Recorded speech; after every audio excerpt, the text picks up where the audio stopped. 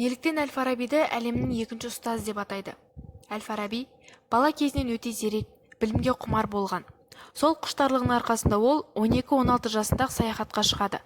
Сол замандағы әлемнің мәдени орталықтары Хурасанда, Дамаскіде, Алеппода, Мысырда болып, ғылым мен өнердің, мәдениеттің ордасы әйгілі Бағдат шаһарына келіп жетеді.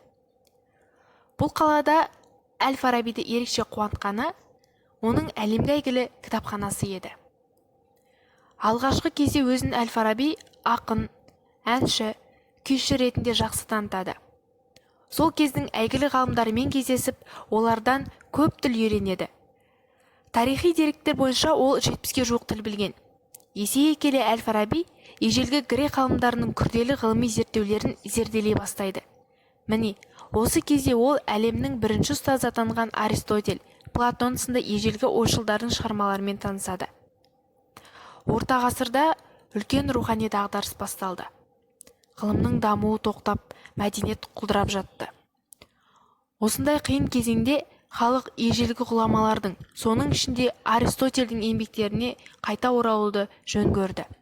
Бірақ ол уақытта Аристотельдің кейбір құнды ойлары бұрмаланып, оны түсіну қиынға соғады. Осы тұста Әл-Фараби Аристотельдің метафизика, категория, бірінші және екінші аналитика сияқты күрделі еңбектерін оқып қана қоймай, жаңсақ ойлардан тазартып, түсінікті етіп аударады. Содан бастап, халық Әл-Фарабидің еңбектеріне жүгіне бастайды. Көптеген ғалымдар шығыс мәдениетін, оның тарихы мен дәстүрін Әл-Фараби шығармалары арқылы жақын таниды. Сол замандағы ғалымдардың пікірінше, оның еңбектері Еуропада қайта өрлеу дәуіріне, яғни Ренессансқа бастау болды. Осылайша дара тұлғамыз батыс пен шығысты байланыстырған алып көпірге айналды. Сондай-ақ Әл-Фарабиді дүниеге танытқан тағы бір еңбегі музыканың үлкен кітап атты туындысы. Ғұлама бұл кітабында математикалық тәсілдерді пайдаланып, музыкалық дыбыстарды қағаз бетіне түсіріп, нота түсінігін алғаш дүниеге әкелген.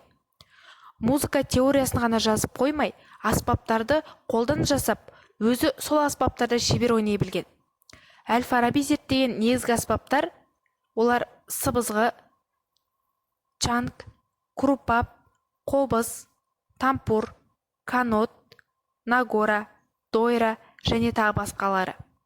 Ғалымдардың шығу кемеңгерлік меруерті, ізгі қала тұрғындары, музыканың үлкен кітабы, ақылдың мәні туралы және тағы да басқа көптеген философиялық зерттеулер жазған.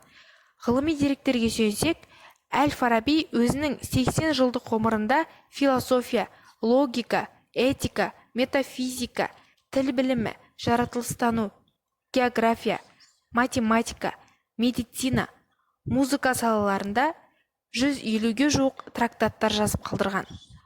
Әл-Фараби Аристотельден кейін әлемдік ғылымға екінші өмір сыйлаған үшін шығыс философтары оны екінші ұстаз деп атады.